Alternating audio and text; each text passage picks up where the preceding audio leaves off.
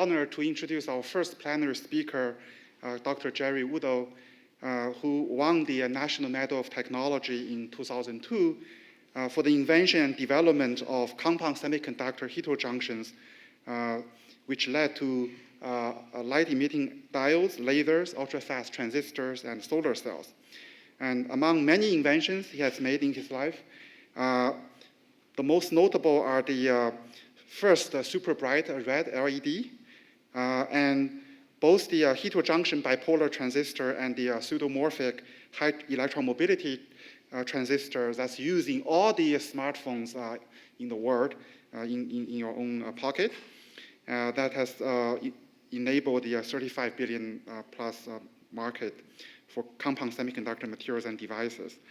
And he's now a researcher at UC Davis, 2/3 of which is focused on large-scale energy storage.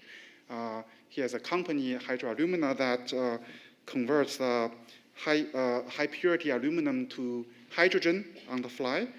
And he also works on high-efficiency, low-cost photovoltaic devices.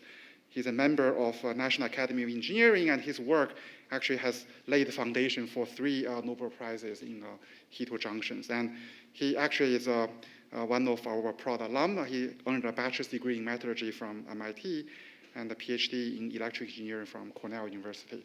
Please, Jerry.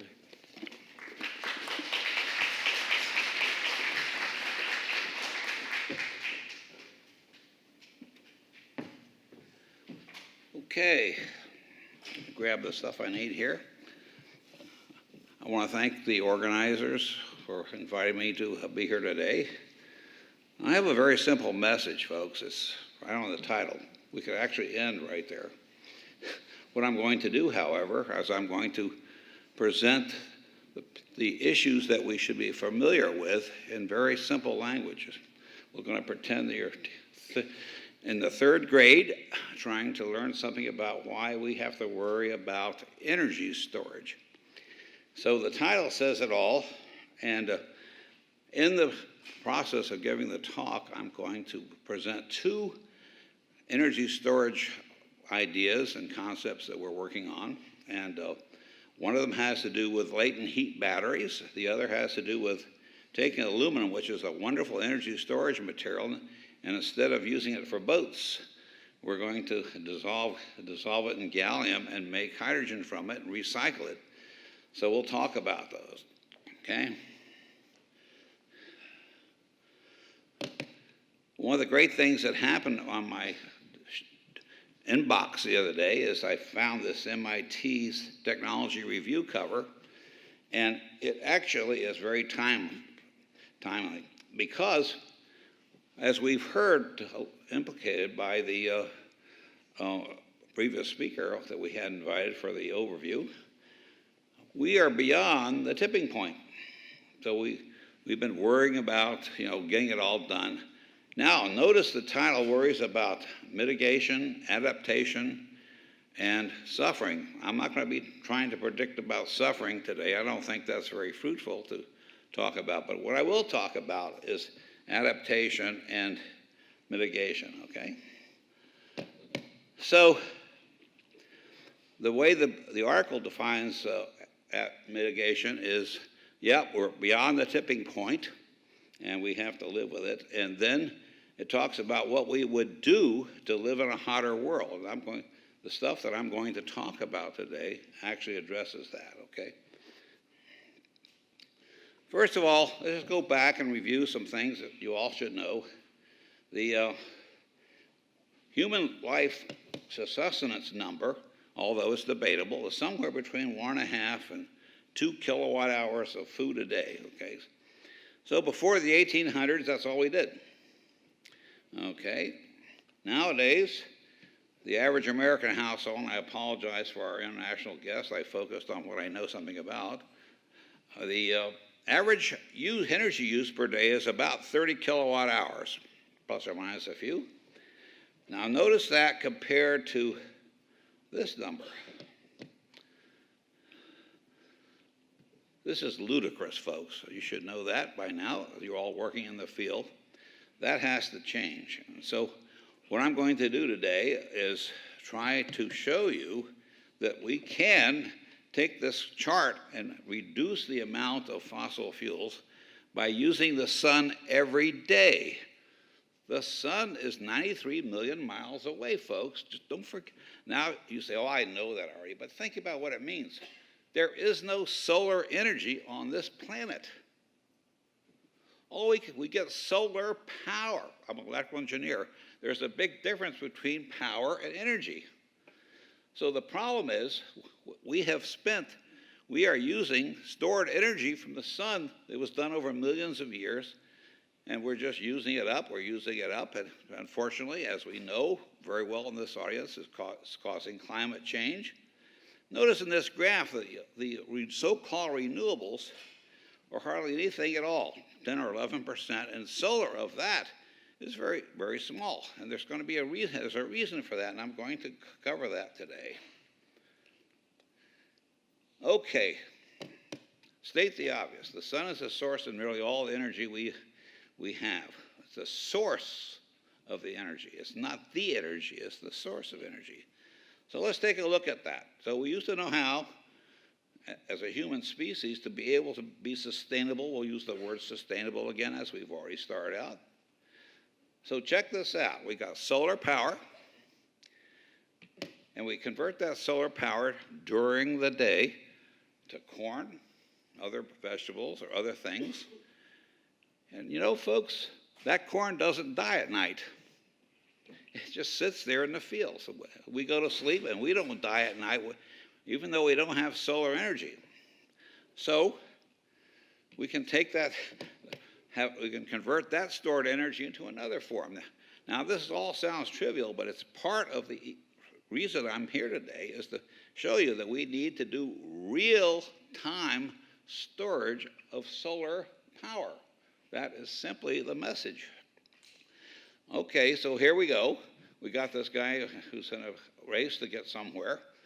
He's taking all this nice solar-derived energy and using it to run a race. So that's what we all do. And unfortunately, we have cars and everything else that's using that. So we have 7 billion people on the planet. We need about 5 times 10 to the 15th watt hours of food energy to stay in life, roughly 2,000 or 2 kilowatt hours a day. So our rest use is about 1,700 watt hours a day, okay? Now look at this. There's 5 times 10 to the 13th, or 50 trillion square meters of arable land, because we're going to grow stuff on it, and which will give us about 10 to the 20th watt hours per year of solar insolation. So I'm taking a very conservative number. I realize that there are biofarms and biotechnologies that give you about 1% energy conversion. So let's do the disastrous case, famine 1 year, stuff like that, and average it out as a 1/100%. We still have enough for sustainability. So the problem is a social one. We don't know how to distribute very well. But we have solved the problem. But no one's going to give up their cars. Electric cars require energy too, so let's keep going with this. What I want to point out is that nature perfected energy storage in real time for us, because we're all sitting here because of that. Okay? That's a simple message. Unfortunately, we did the wrong thing. We started using the stored energy that was already here, okay? And everybody knows what that is. 90% of all the stored energy that we got over the last few million years, we're digging out of the ground and using it as fast as we know how. Now, I'm not going to be preaching about climate change today. I'm just saying this. We don't know how to do the same thing on a daily basis. Please write it down. We want to store solar energy on a daily basis. So here we have the Ivanpah Tower. There's no storage with that. It's real time. They may have changed it lately, but not that I know of. That house with the solar cells, when the sun goes down, no more there. When the wind stops blowing, no more power. But we do have a few things, but it's not good enough. We have stored energy in hydroelectric dams, and we have geothermal, but that's not going to do the job. But it's going to help. It's not going to do the job completely. Okay, so here's the bottom line. We don't have any economically viable way to convert solar power to stored energy. And I don't care about me, I care about the planet. Otherwise, I wouldn't bother to be here. I can do my own things around my house, but that's not good enough. I couldn't resist to say, you know, there's the clip art everywhere these days, it's all free. So what's wrong with this picture? So this house is Christmas time, there's lights inside, people are watching TV, they're using power. And yet all we got is moonshine. Nanowatts per square centimeter, not very much energy, it's not going to do very good.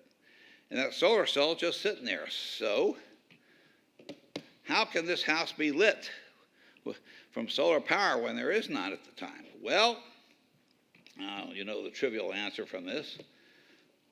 Where I live, it's PG&E. You guys have Con Edison here? Or I don't know what uses on the East Coast, so I've been gone a long time. There's some power company that's sending you electricity all the time, day and night. I call this electricity, so we'll move. Okay, here's a quick summary. I was advised to move along quickly, and I'm going to do that. So, we got PVs and wind turbines. They convert sun and wind power to electric power while they're working. They don't store energy. Okay? Furthermore, the power conversion equipment is idle 75% of the time. You realize what would happen to McDonald's if they were only open 6 hours a day? The rest of the day the building's not being used? So it's a real problem. They would go broke, they wouldn't have a business. So here it is. If all we do with solar and wind is to save fuels during the day, that's just not good enough. Okay, we got to do more than that. So we'll talk about what are the global things. We have latent heat, plenty of latent heat we could use globally. There's chemical energy, batteries, and hydrogen. Well, wait a minute. Let's don't be quick. What about battery storage right now? Well, there's about 1 billion kilowatt hours of energy instantaneously on the planet. Okay, so if we use it up, we will need to do 5 times 10 to the 13th watt hours per day. Okay, and so we're not even close. We're orders of magnitude away. So until that, so we're only going to be able to supply 1/4 of that power because of if we don't store it. I'm the broken record. I'm doing it intentionally. If we don't store that, we're not going to be getting anywhere. However, as many of you already know, there are 12 million hybrids and 4 million plug-in EVs on the planet, and they produce about 2 times 10 to the 11th watt hours of storage right now. So we're only a factor of 100 or so there. So if we had a lot more cars, perhaps we could do that. But the trouble is they're going to be using electricity, so we're in a loop about that. But nonetheless, it's something people talk about, and I wanted to mention it today, okay? That's not enough. So, quickly, the annual total worldwide energy consumption is 1.3 times 10 to the 17th. That's a big number, watt hours. I've stuck with watt hours because it's big, okay? The total possible annual energy from the sun, assuming sun power, assuming 15% cells, 1% of the global land mass, and 5 kilowatt hours a day globally on the average for solar insolation. So we crank through the numbers, 1.4 times 10 to the 18th watt hours per year. Wow, no problem. The trouble is, where I live in Davis, and last night there was no sun shining when I went back to my hotel. Uh-oh. So, without energy storage, 75% of the global energy load will have to come from fossil fuels, nuclear plus whatever non-solar alternatives we have, okay? This is a parenthetical thing from me. $3 a peak watt is what the NREL folks claim is what solar cells cost. So from my point of view, maybe not yours, but mine, I don't think that's a big enough driver to take the planet from 80% fossil down to 60. Maybe you disagree, but I don't think it's worthwhile doing. But don't worry. Our current administration has a solution for storing electricity. So what happens if the wind stops blowing, we plug in fans into the circuit in the diagram and just let it blow, and that will take care of it. Of course, they flunked the course at MIT on thermodynamics, but that's the way politicians are sometimes, huh? But there's even a worse problem. This one bothers me a lot. I took the data from a daily California P&G output. So look at the blue line is what we need during the day, okay? The line below on the bottom, which peaks during the day, is everybody in California who has solar cells on the roof. And they're selling this stuff back to the PG&E by government mandate. So whether they like it or not, PG&E, of course, they're in big trouble now because they're being sued over wires for the down wires and stuff for the Paradise Fire. Those were really tragic in California last year. So this is even worse. And this is not how you store solar power. It's kicking the can down the road. Okay, now, here's some data. I'm going to tell you what I'm working on, then I'm going to step down. How much time? I got a little time left. So first of all, I'm going to talk about storing intermittent power as heat energy. Okay, so a little tutorial. Latent heat batteries, mid-temperature. There are several parts of this. So what's a phase change material? Okay, I invited my retired lawyer brother to be here, so I want to make sure he understood what I'm talking about. Now, the rest of you just pay attention for a few minutes. Okay, so this is called latent heat, and this, folks, is sensible heat. So the question is, for the class today, which of this water is going to get back to room temperature? And for extra credit, you can talk about what the latent heat of fusion is for ice, if you'd like. Just to be clear about this, let's look at these two curves. I think I got a pointer on here, don't I? Does it point? Oh, it doesn't matter. You can see it. So we have energy on we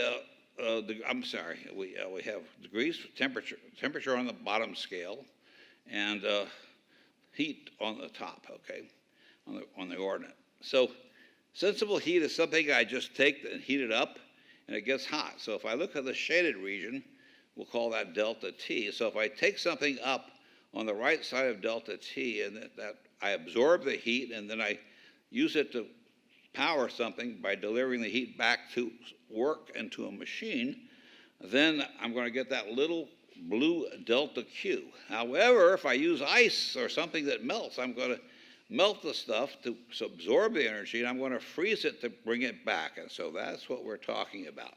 So I want to talk about that. Okay. Okay, so this is the main thing I want to talk to you about this in one foil. We're going to talk about latent heat battery, and I'm going to talk about the architecture of a system that will do it. So here it is. So I have some phase change material, PCM. I will tell you what that is. This is a generic slide for this purpose, okay? So we'll allow wind, we'll allow sunlight and solar cells, and we have a little house over on the right. So during the day, as the wind blows and the sun shines, we're going to use that power to power the house, okay? That's during the day. So at night, we need to melt this phase change material. We need to use it, I'm sorry. We have to melt it during the day. So we're going to have to take some of the power from the wind turbines and the sun's solar power and melt the phase change material. Then we're going to put heat into it. So it's going to be all liquid.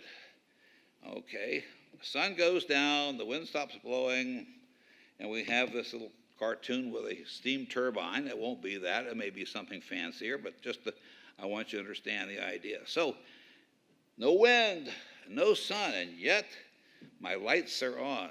The TV is running. The stove is cooking. And so this is what you're going to do. This will be at night. And there's our 30 kilowatt hours a day. Folks, this is doable. The nice thing about it is you can do it remotely in the desert, or you can even, PG&E could use this to supplement peak power needs or things like that. So this is the architecture that will work. Now I'll talk to you about some specific embodiments, as we would say. For our project, oh my God, what is this? Oh, this is a phase diagram, folks. For those material science folks in the audience, I want you to look at one spot. This material that we're looking at are the melting points and freezing points, the solid regions and liquid regions of a silicon aluminum phase diagram, okay? So the melting point, this particular one is called a eutectic point. And if I have a liquid at that composition, I can freeze it and the composition won't change. All I will do is if I melt it, I put heat into it to melt it, and I'll let it freeze, I get the heat back. Okay, whoops. Here are the numbers. Silicon is the second most abundant element on the planet, and it's dirt cheap. Aluminum is dirt cheap. It's the third most abundant element on the planet. So this thing called latent heat of fusion, I'm using the units of kilojoules per kilogram. Okay, the melting point for aluminum, as you know, is 660 of those that work there. That's not a terribly big number. So if the silicon, which I'm going to talk about again in a few minutes, the silicon has a very high number, 1.5 megajoules per kilogram. That's a much nicer number. It melts at 1410 or 1414 is the preferred number. And the 12.2% aluminum in silicon melts at 577, which is what I'm going to talk about. And it gives off 550 kilojoules per kilogram. It's beautiful stuff. Here's a little alumina crucible with this alloy in it. We buy it. It's very cheap stuff, and we cut it up. We're going to melt this guy down, okay? So just remember what this looks like. So when I take this up to above the melting point, all those little chips are going to just fuse together nicely. They're going to become a liquid. And then we're going to freeze it and take the energy out. Now, I'm not going to show you a prototype of that. I just want to show you the experiment that is really cool so you can really get the feel of how great this stuff is. So I have a furnace, a tubular furnace, and I got a thermocouple that sits at the wall so I can measure that. We're going to use that as a simulation of a sun coming up and a sun going down, except I'm going to use it to melt the alloy, and I'm going to use it to freeze the alloy by lowering the temperature below the melting point. Then I'm going to have a thermocouple sitting in this phase change material, and we're going to watch its temperature. Okay. Now I'm going to spend a few minutes on this because this is really cool. What I want you to know, if you can see it, there is an orange line. That is the furnace core temperature. So we're going to take it up above the melting point. We're going to watch the alloy melt. Then we're going to lower it below the melting point. And what you're going to pay attention to is how does the melt, which is the blue line, match the dotted red line. The dotted red line is the melting point of this alloy. Okay, fair enough? Watch, so that we take the furnace above the melting point, the thermocouple in the melt goes up and it stays constant. So the question is why? Of course, it's melting. When something melts and freezes, it's going to stay at the constant temperature, just like your ice water. While you're sitting out on the porch and the phone rings, you come back, the ice is still there. Okay, so now what happens is that when it gets to the melting point, it stays constant. So it goes above the melting point when it melts. That gives a signal back to the control. We lower the furnace below the melting point. Notice the blue line stays constant. So we cycle this thing for a whole day. It never wears out. It's cheap. So this is something that could actually be engineered into a system that could be used right now because there's enough material to do it. You could do it be decentralized, or you could have associated with a utilities company. But I love this data. We got this last fall, and it just shows that it will work. And there's There's no moving parts. There's nothing to recycle. Okay? So we were very happy about this. Now let me show you one that's going to be better as far as efficiency as far as it. Okay, we're going to talk about latent heat batteries again at high temperature. Okay? Okay, it turns out I'm an old guy. Next year is going to be my 60th anniversary of graduating from MIT, but I'm still viable. So here we go. The delta H fusion for silicon is a nice big number. There's lots of silicon. So what we did is we envisioned this system, we patented a system like this, where we bring in energy external. Let me just fill in all the blanks so you can read it. So the sunlight comes in concentrated, or I have a heater, and I melt the silicon down, okay, during the day, or when the wind blows. So that sits inside a refractory material, no problem. Silicon dioxide is used for crystal growth of silicon, so there's no problem with that. Now, at the bottom, we're going to take the radiation. We're not going to put this into a heat engine. We're not going to use the Carnot directly, efficiency directly. We're going to use silicon solar cells, which are cheap. So we're going to take this power out. Okay, here again, in the architecture of what I showed you before, which I'll show you in another system. So we melt it during the day or when the wind blows, and we take the energy back out at night. Now here's the system we're actually going to build. We're going to have photovoltaics staring at the sun during the day. Some of the energy goes into the house to run the house during the day. The rest of the energy melts the silicon down. This is really simple. So the sun sets. Now we take the same solar cell array.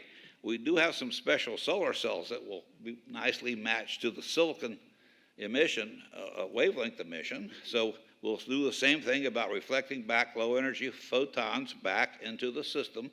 So we run this day and night and get 24/7 electricity. Okay? Great. Let me tell you about making high purity alumina and hydrogen.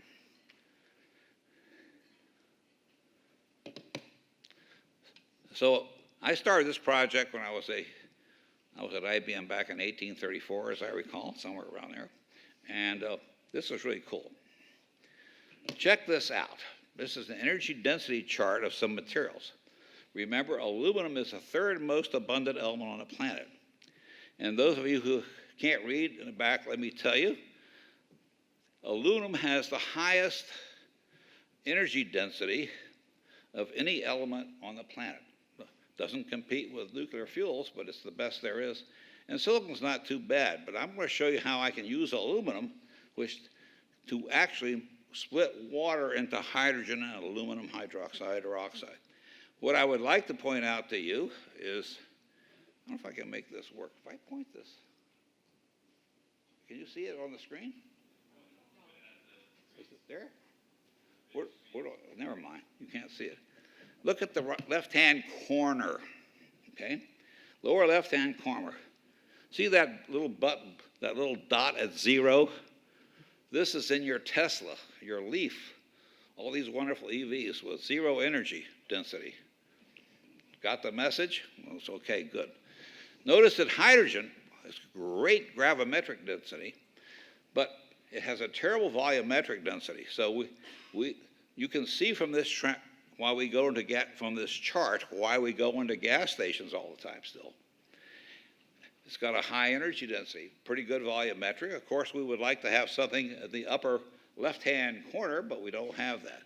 But notice aluminum has a pretty good volumetric energy density and close to that for gasoline and other things, okay? So how do we split it? So here I've been talking about splitting aluminum and putting it in water and getting hydrogen out. So my boat doesn't sink when I take it out.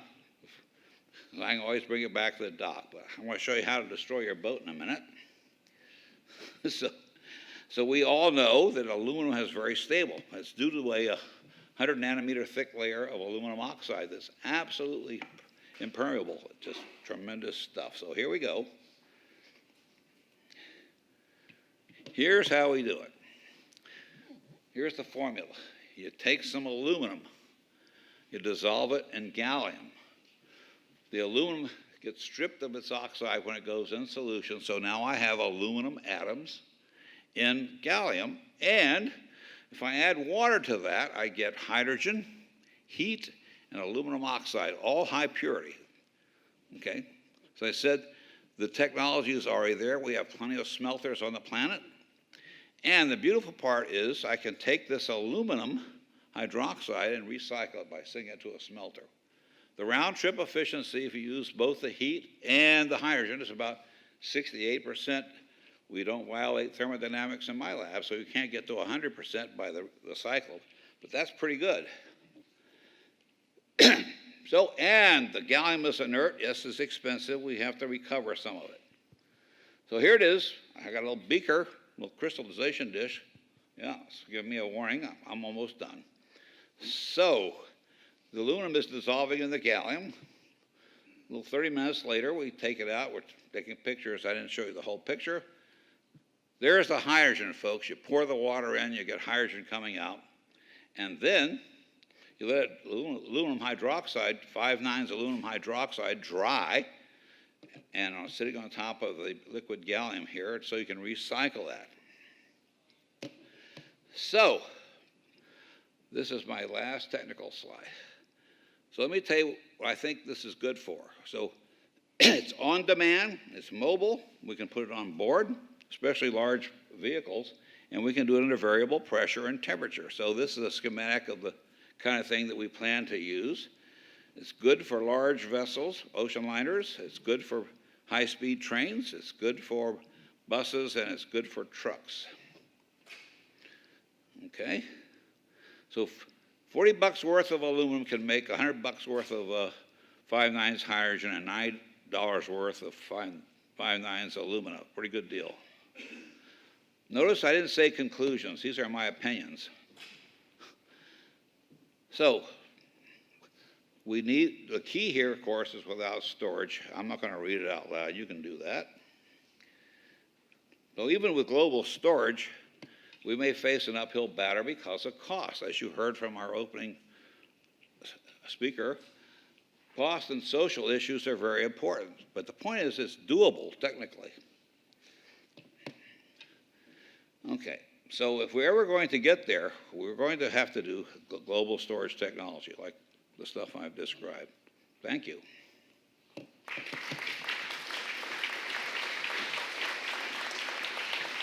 Thank you, Jerry, for this really excellent introduction. So we have time for questions. There are actually plenty of time for questions.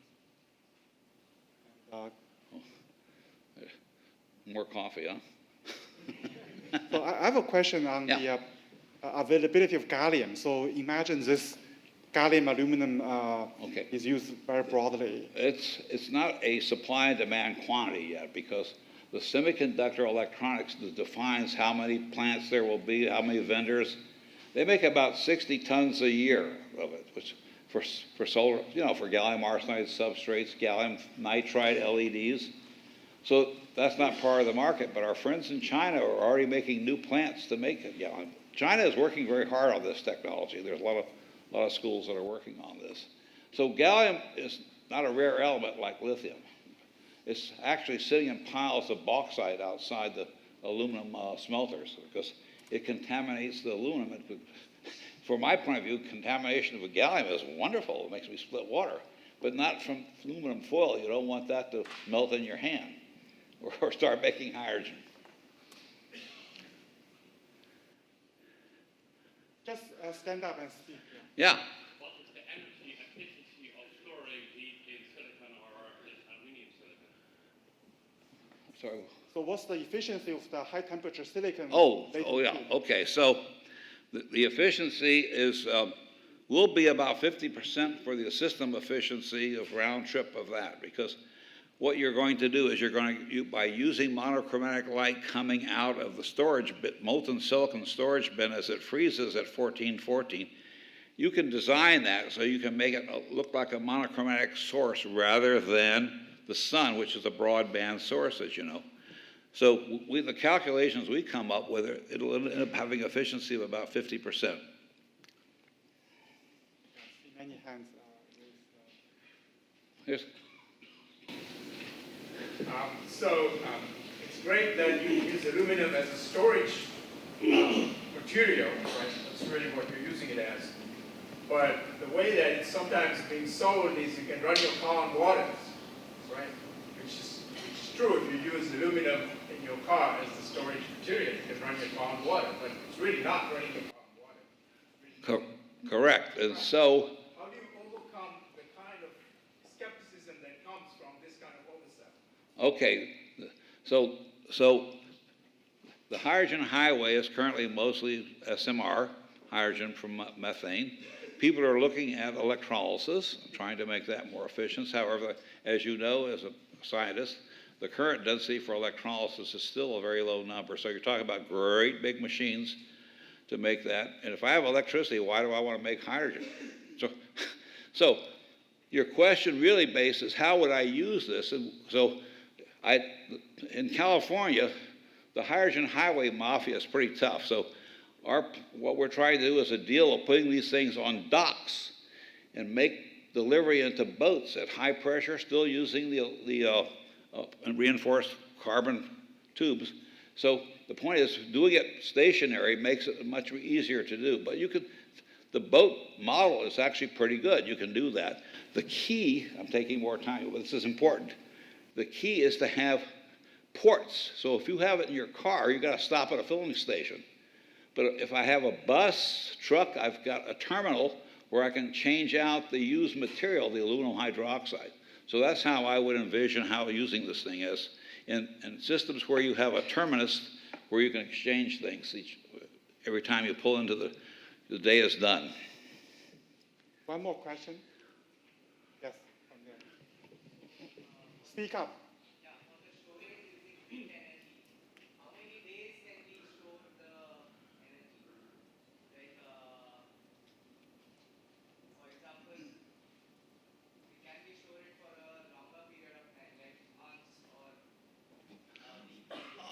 Oh, so you missed the point of my talk. Okay, fine, that's all right. The idea is I'm going to make hydrogen on demand. So if I have aluminum and I drop it on the floor, it's not going to blow up in your face. So the idea is to make hydrogen on demand. So depending on what vehicle you put it in, whether it's a boat or a bus or a truck, you'll store the aluminum and react it on demand when you need the hydrogen. And we'll use the heat on board for air conditioning and heating and stuff like that. Does that answer your question? So I think he was asking the first part, the heat, is probably not for seasonal storage, probably for daily. Oh, no, that heat. Whereas the last part, it deals with the seasonal, the aluminum hydroxide. So the heat will be used dynamically at temperatures around 200 or 300. We will make our hydrogen on demand at about 200 or 300 degrees C at reasonable pressures, not high pressures though, while it's on board, okay?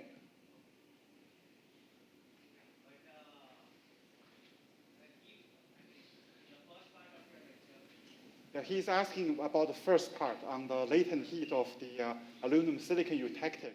Oh! How long can you use it? How many days can you use it? Do you envision? Depends on the size. So the point of my talk is I want everybody to use the sun daily for energy storage. Okay? So I can store it longer than that in case, it rains the next day or something like that. It depends on the system design. The people who do AI and all that kind of stuff will figure out what the optimal way of doing that. But there's no limitation on how you can store the energy because its latent heat of fusion is 1.5 megajoules per kilogram, and so it doesn't require big volumes. Okay? Does that answer it? Yeah. Okay. Thank you, Jerry, for this excellent introduction, first plenary speech. Thank you. Thank you. Good job.